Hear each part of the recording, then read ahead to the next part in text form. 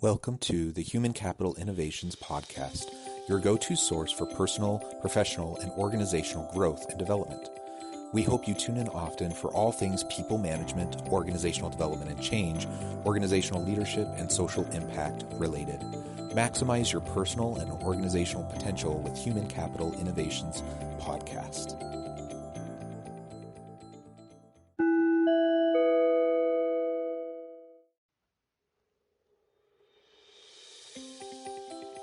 Welcome to the Human Capital Innovations Podcast.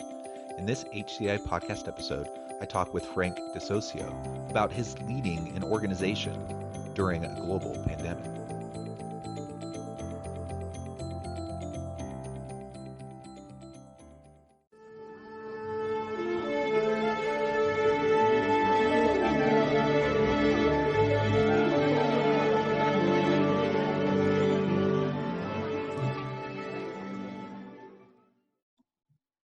Frank DeSocio, welcome to the Human Capital Innovations Podcast. Glad to be here. Yeah, I'm excited to have the conversation with you today. It's been fun preparing for this interview. We've been talking about this for a couple weeks now and just getting everything ready and set up. And I think it'll be a fascinating conversation as we focus on different facets of organizational leadership during a pandemic generally, but also specifically as it relates to your work as the executive director of the BPAA. And I'll let you describe a little bit more about that here in just a moment. As we get started, I just wanted to share Frank's bio with everybody. Frank DeSocio is the executive director of the Bowling Proprietors Association of America.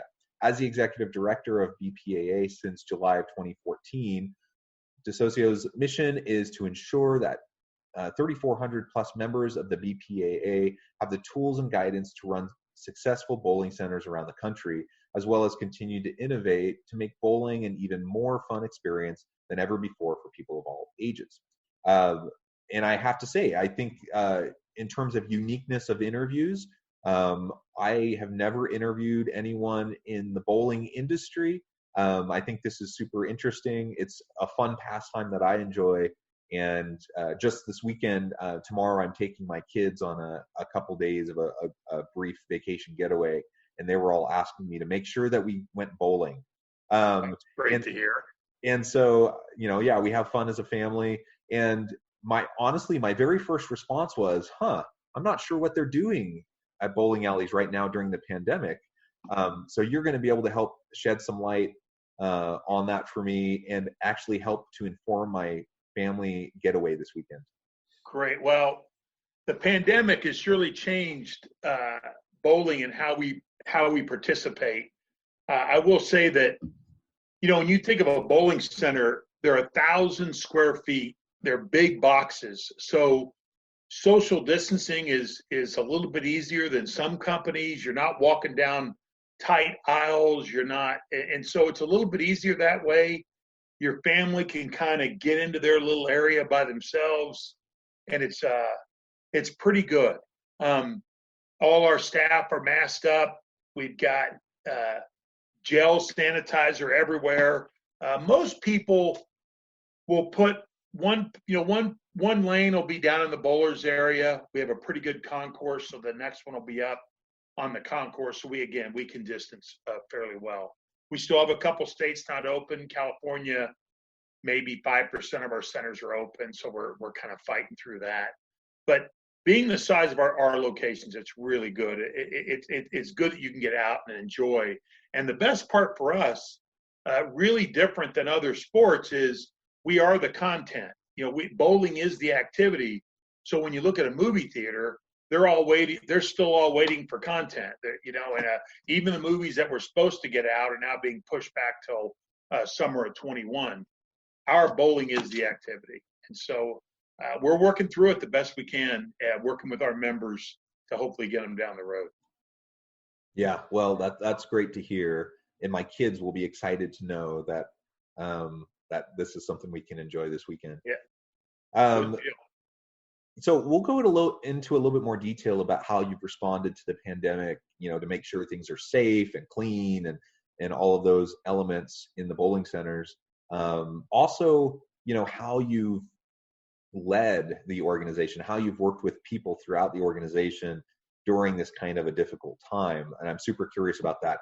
Before we go there, though, anything else about you by way of personal background, personal context, perhaps even a little bit of like how you got to where you're at and how you Yeah, got so into this current role? I'm easy to contact. I'm Frank at bpaa.com. That's pretty simple stuff. Um, Bottom line is, I came into this position in 14.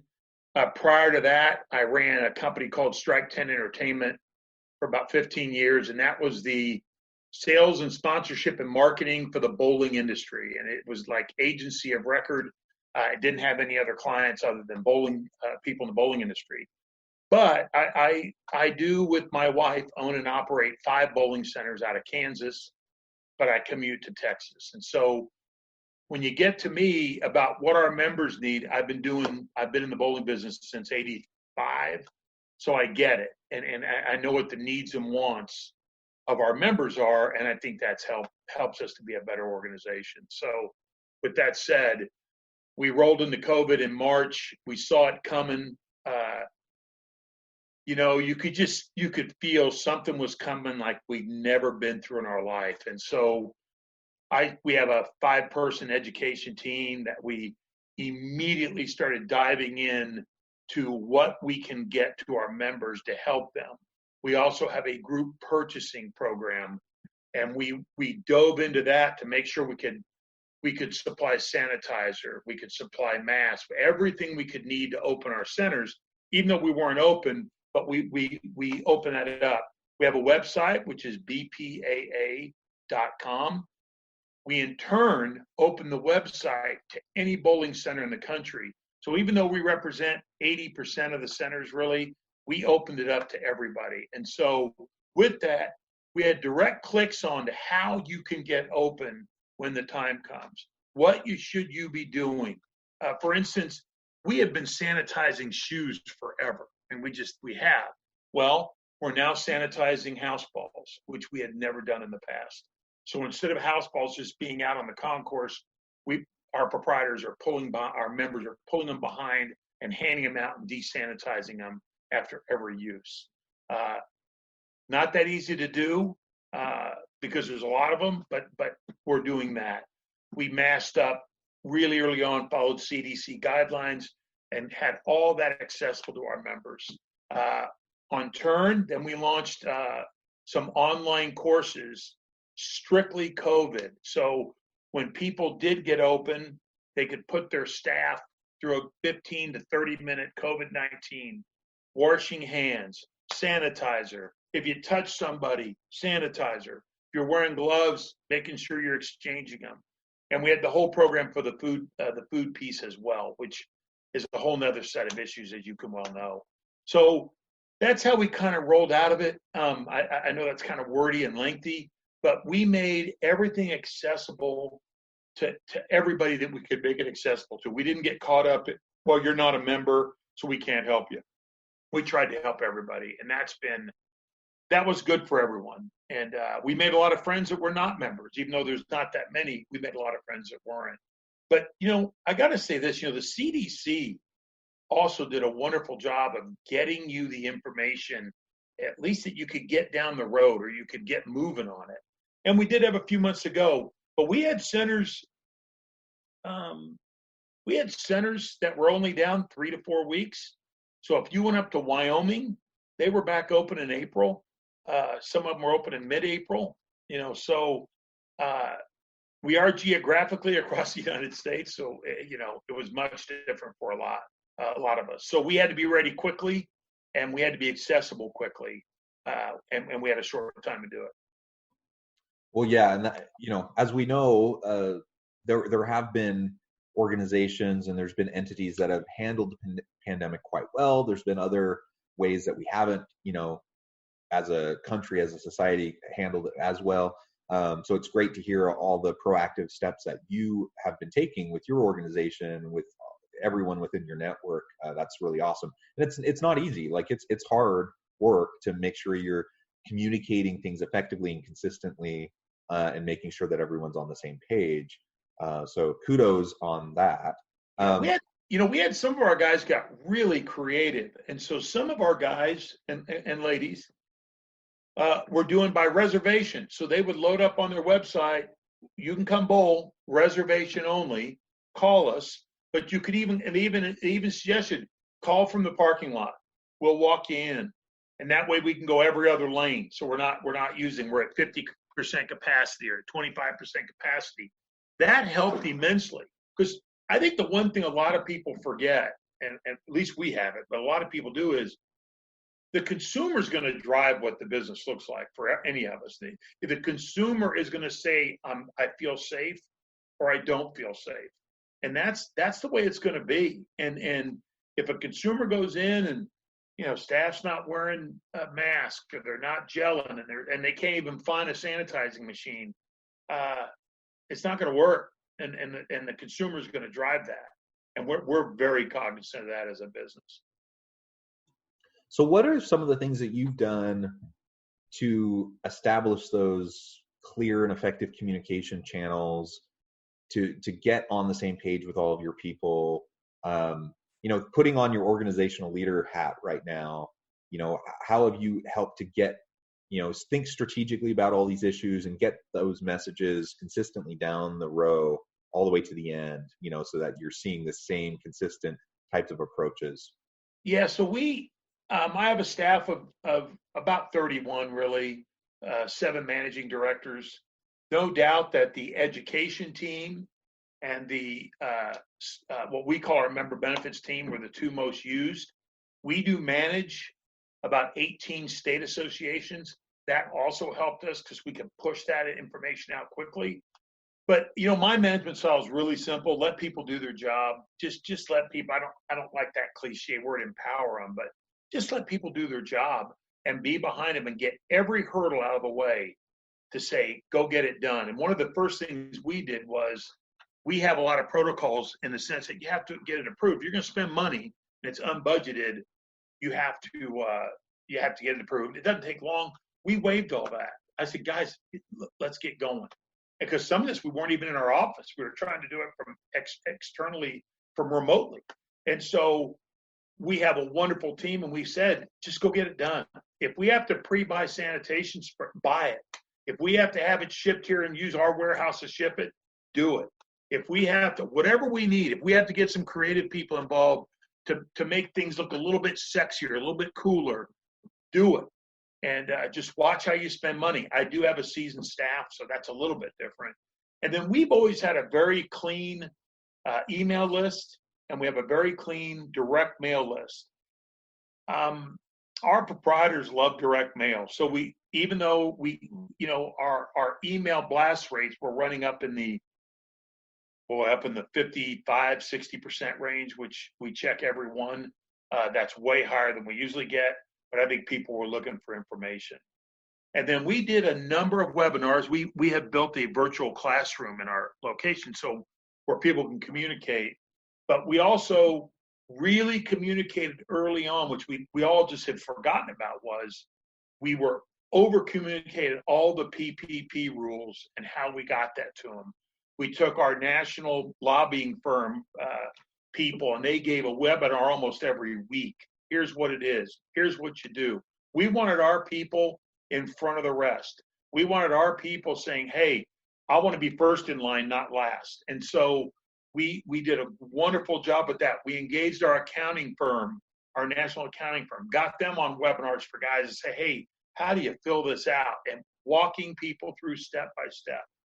We're dominated by small business. That's what we are. We are dominated by small businessmen. And needless to say, their own accountants were being, their own people were being worked on all this. So, we did a pretty damn good job. Our people, and it wasn't us, it was the staff that works. They care about proprietors. And if they got into a stumbled place, they could call a proprietor and say, hey, how should we handle this? Or work through me. And so knocking down those barriers and say, we'll fix that later. We'll figure that out later. Did the same thing with our lobbying firm. Said to them, hey, we're here to help. I don't want to be approving anything above a retainer.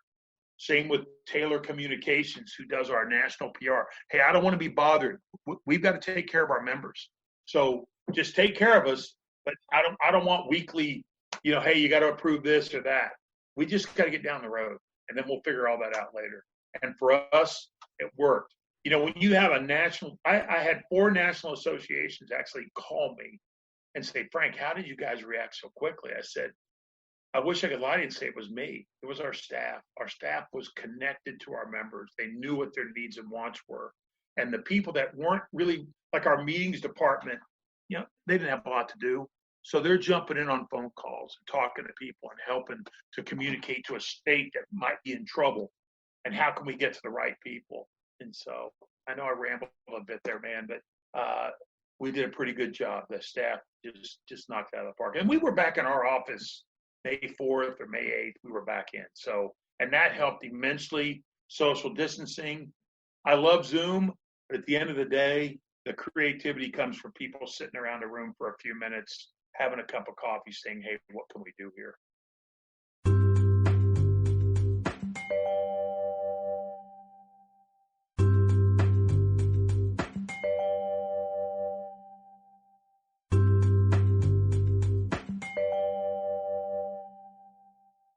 I chuckled a little bit to myself as you said, you don't like the word empowerment, but everything you just described was empowerment, whether you want to use that word or not. And ultimately, it's about trusting your people to do their work, right? And then supporting them to be able to do it to the best of their ability, taking away those barriers. And so often, whether we're talking about a pandemic or we're just talking about kind of a more normal environment of doing business, our people run into those barriers all the time. Now, sometimes they're there as a safeguard, they're there and it's necessary.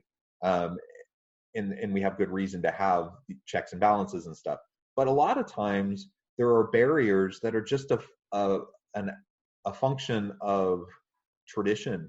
It's just the status quo, and it's just how organizations have built over time, and they're not necessary anymore. So the context in which they were put in place, we might be able to remove them if we're open to just having those kind of conversations about why certain types of protocols are necessary, why different approval pathways are necessary, etc. We just need to be able to have those conversations.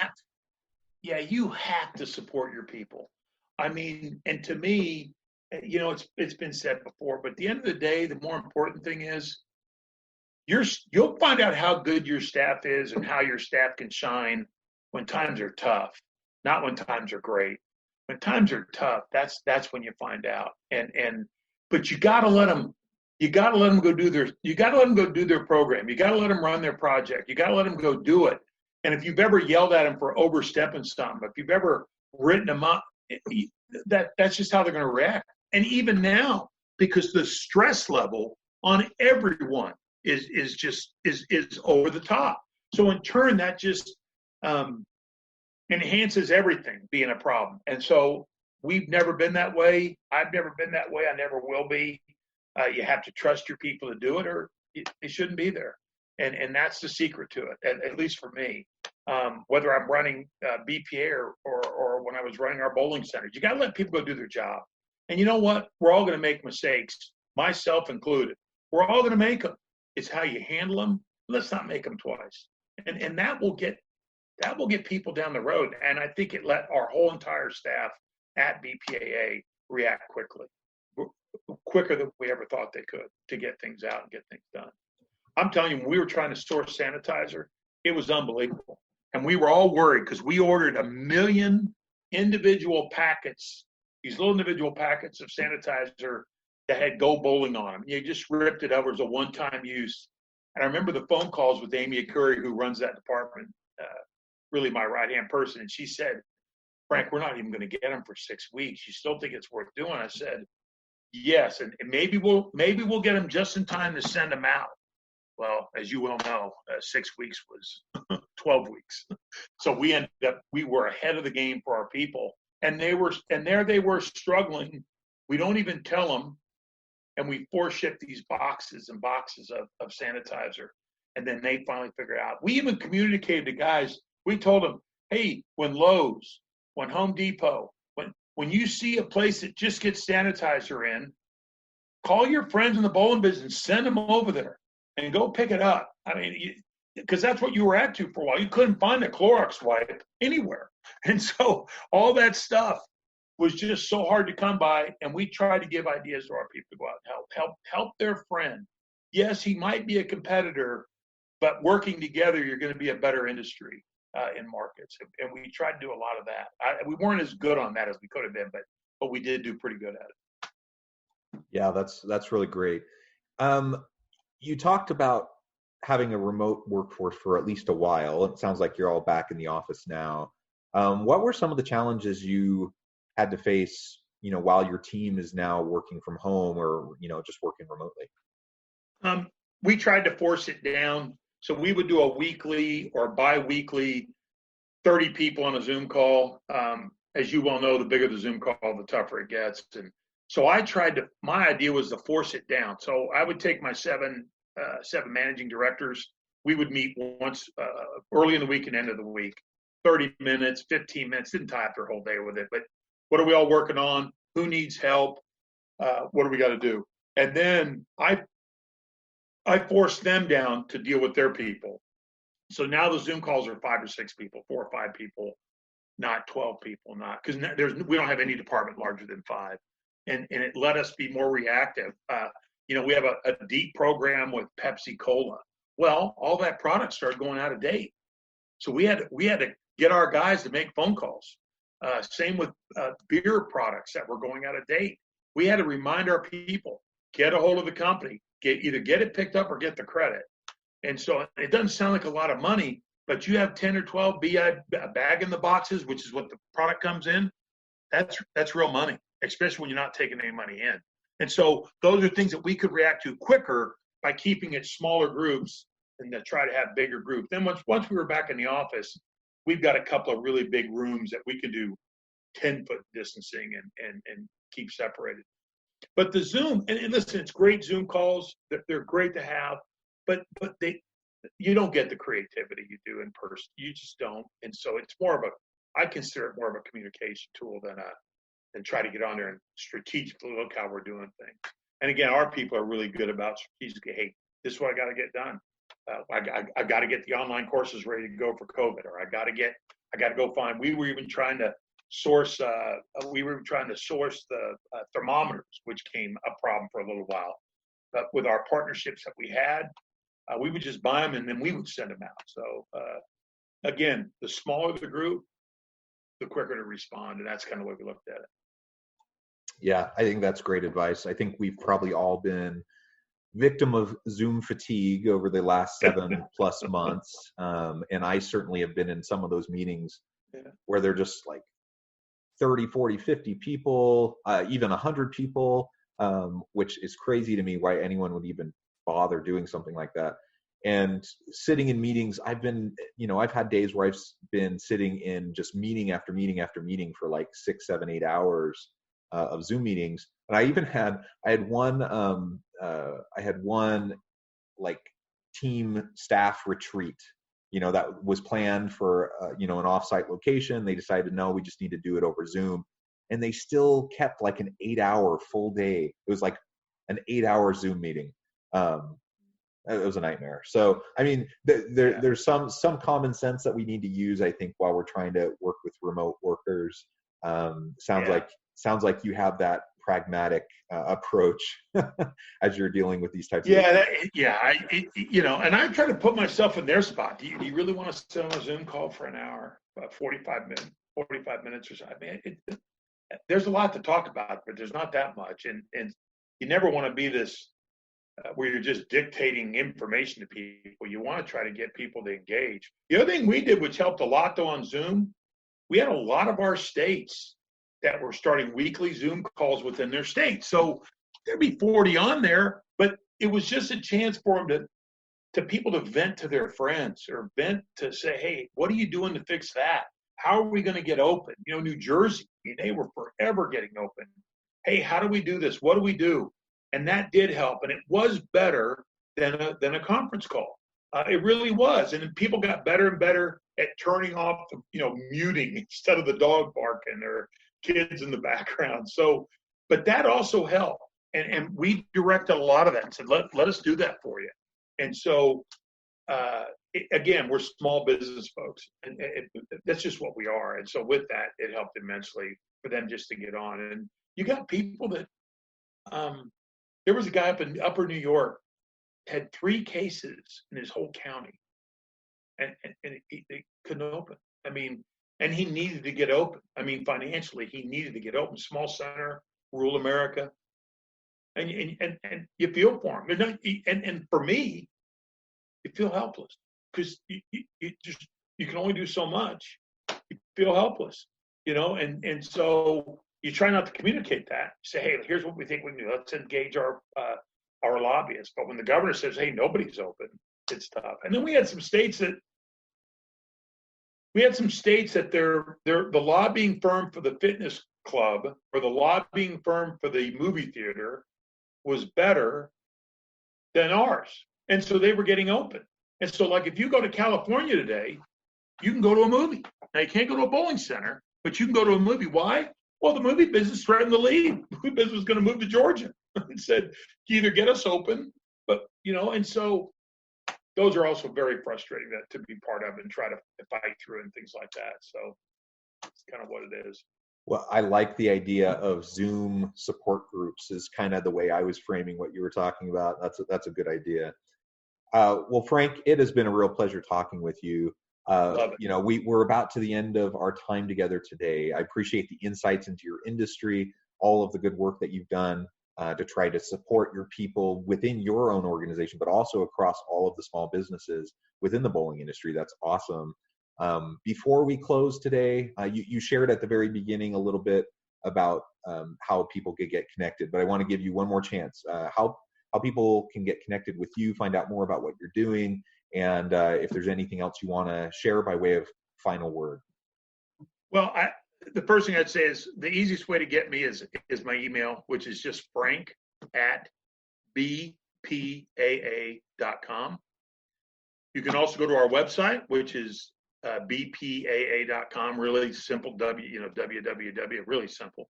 And then my phone number is 817-385-8428. And I talk to a lot of people, and I tell them, man, we can help you any way we can. We'll help.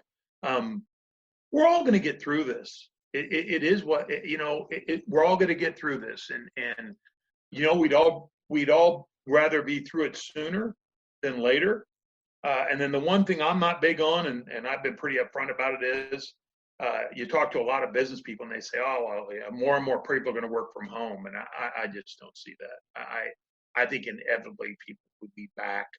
And it might be different. It might be a 4-day work week and then 1 day at home or something like that. But you can't develop. There are things you can do at work that you just can't do at home. And I believe a lot of it is the creativity of the people getting together. And I believe that. And I've actually watched other friends of mine that, the productivity is not there at home. You got to be a really focused person to accomplish everything at home that you would in office. But we're glad we're starting to come out of it, and I look forward to early 21 when I think hopefully we get a vaccine and we can all get down the road. We don't need another one of these. I'll tell you that. Yeah. Well, thank you so much. Thank Frank. you. It's been a real pleasure. I encourage listeners to reach out, get connected, and go bowling. Go Thank have you. some You fun. too. Have fun. Where are you now? What city are you going bowling in? I'm in Utah. Okay, great. So we're renting a cabin up in Ogden, north of Salt Lake City, and we'll probably go. The largest bowling ball manufacturer in the world is in Ogden, Utah. Really? The company's called Storm. Yeah. And my son used to live in Tooele. He and his wife were both vets. They just moved to Colorado. Right in the middle of this pandemic, they moved to Colorado. So beautiful country up there. Bear Lake. Love that Bear Lake. I think it's Bear Lake. Yep. Beautiful place. Beautiful. Well, very good. You have a good one. Thanks for your time. Thank you, Frank. And as always, I hope everyone stays healthy and safe. I hope you can find meaning and purpose at work each and every day. And I hope you all have a great week.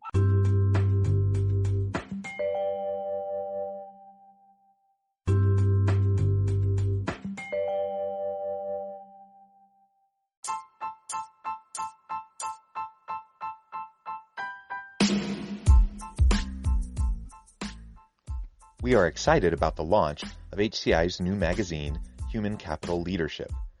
Human Capital Leadership is a free, interactive e-magazine designed to help individuals, leaders, and organizations find innovative approaches to maximize their human capital potential. We will be publishing issues quarterly in August, November, February, and May. Check out the first issue and let us know what you think.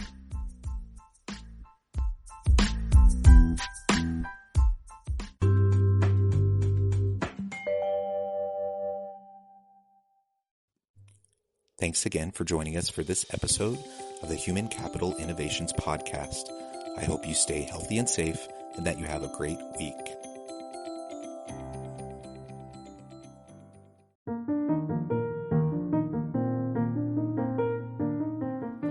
Check out our new weekly LinkedIn newsletter, Alchemizing Human Capital, exploring industry trends via original research and interviews with executives and thought leaders from across the globe. We look forward to having you join us.